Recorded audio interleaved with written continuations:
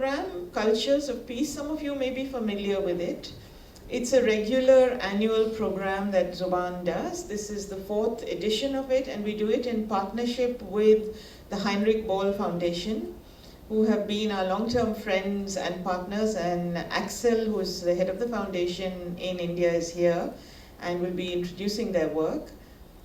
Cultures is a Delhi-based and a traveling festival that looks at bringing the Northeast to what is called, within quotes, the mainland, but also doing the reverse. So encouraging and creating a dialogue between people within the Northeast and with the Northeast and outside on all kinds of issues, whether they are issues of politics, whether they are issues of culture, literature, music, food, and clothing, and so on. This is the 4th edition, as I said. This year we decided to do something slightly different from previous years. In other years we've had a big festival thing with everything going on at the same time, with food stalls, with book stalls, with other conversations, and so on. This year we decided to focus on a series of focused and intense conversations. Brief conversations between people on a range of issues. And we decided to open the day and close the day with conversations on women. So open the day with a conversation with MonishaBehal, who's the head of Northeast Network, about what it means to organize for women in the Northeast, about what it means to organize at a regional level, about what it is like to function in a number of different states where there are ongoing long internal and external conflicts, and really what does it mean for institution building. Because Northeast Network has in a way spread gradually all over the Northeast with a very well thought out strategy, and their work is extremely well known.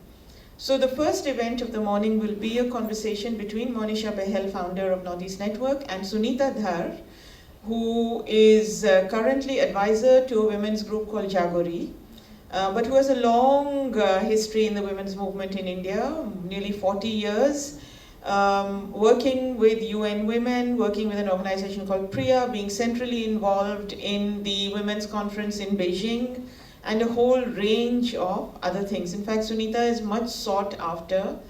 So the moment she indicated her intention to step down from Jagori after working in the organization for several years, there's a whole host of people who are knocking at the door and saying, come to us, come to us. So there are a number of activists in the women's movement of that standing. Sunita is right at the top of that list.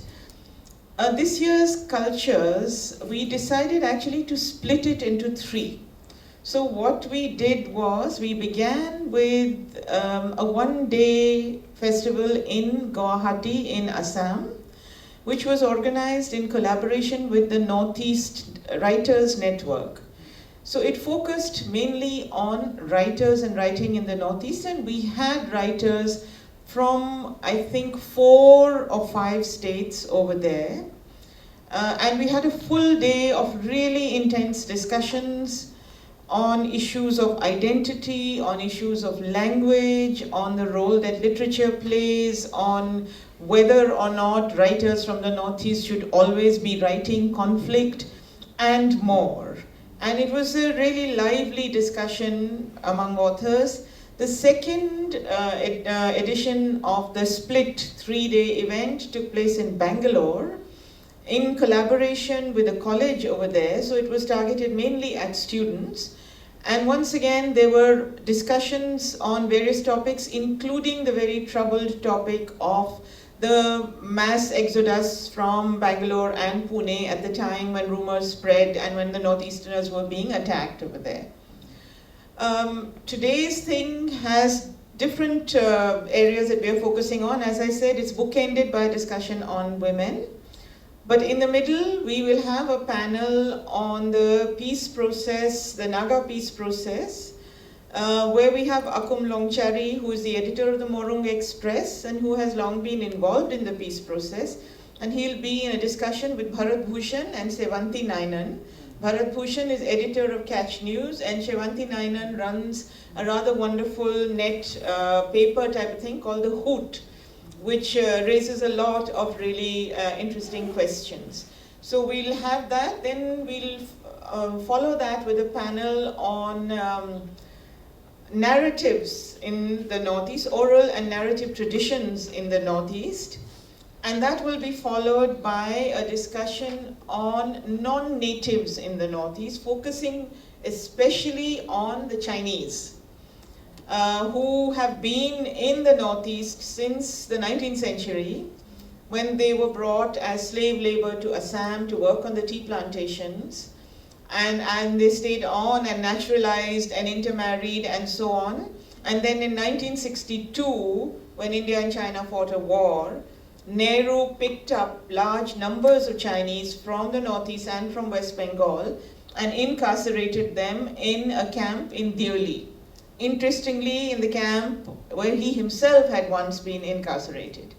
And many of the Northeasterners were kept in that camp and deported to all sorts of places where they had no connections, and questions of citizenship came up because they had been living in India all their lives, third, fourth generation, and yet many of them did not have citizenship rights. So the issue of non-native peoples in the Northeast will be discussed, and we'll end with a discussion on a study prepared by RoshmiGoswami, also a long-time activist in the women's movement, on women combatants in the Northeast, particularly in Alpha. And the study is prepared in collaboration with the Heinrich Boll Foundation, and Roshmi will be in conversation with historian Uma Chakravarti on the question of women picking up arms.